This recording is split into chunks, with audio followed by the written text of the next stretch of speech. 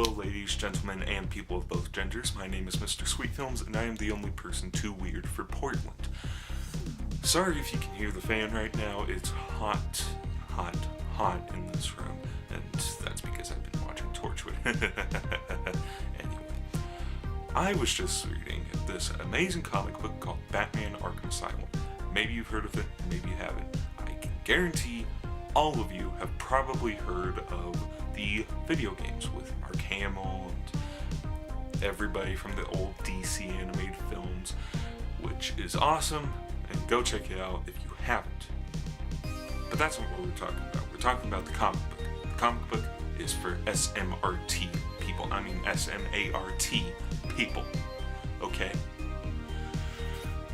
His comic book is very, very good. It has a lot of great psychology in it. Like, for one example, they are trying to wean Harvey Dent off of using the coin so that everything's not so black and white, and trying to wean him into using tarot cards to decide something, where, you know, first they start out with giving him 6 cards, and then that's where he decides from there, and then send the 8 cards, and then on and on, but then it has negative side effects where he pees himself every time he can't make a decision by himself, every time he doesn't have the cards with him. So, that's a really good aspect of the book. Another good aspect is the relationship between the Joker and Batman, like it always has been. I mean, they've always had great chemistry for a yin and yang kind of couple.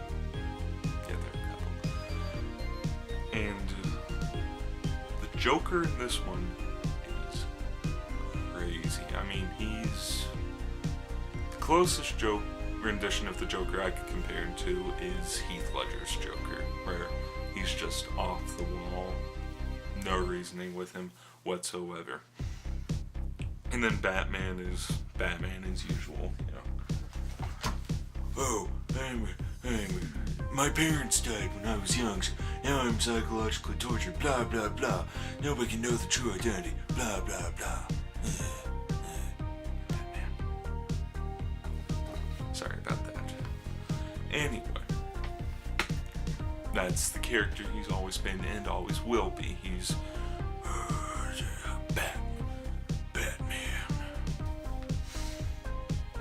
But there are bad things about the book too, like, well, the art style is amazing, but the lettering is what really got me.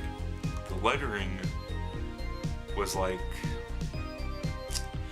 you know how in Portal you can come across those hidden rooms with the Ratman, with the lab rats, I think, lab rats, schizophrenic drawings all over the place saying the cake is a lie, blah blah blah, she's trying to hurt you, don't trust her, and it's written in the wall on crude in Joker's is, except take it down, shrink it down, but make sure it's red on red, and his face is constantly blocking half of it.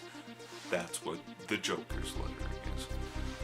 Everybody else's is fine, just his is unintelligible.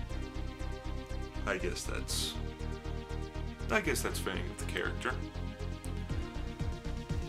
Another thing is that I'm sure most people like this, but I don't really like it. It's the fact that they can't decide whether or not to keep it in the present or focus on Batman's past, or keep it in his mid-years, or put it back into the present. So it just jumps around everywhere and can't make up its mind. So, what do I think of this comic book at the end? It deserves 2 out of -10 circus peanuts. That's a rating I'm giving it. It's very good. Check it out if you have the means.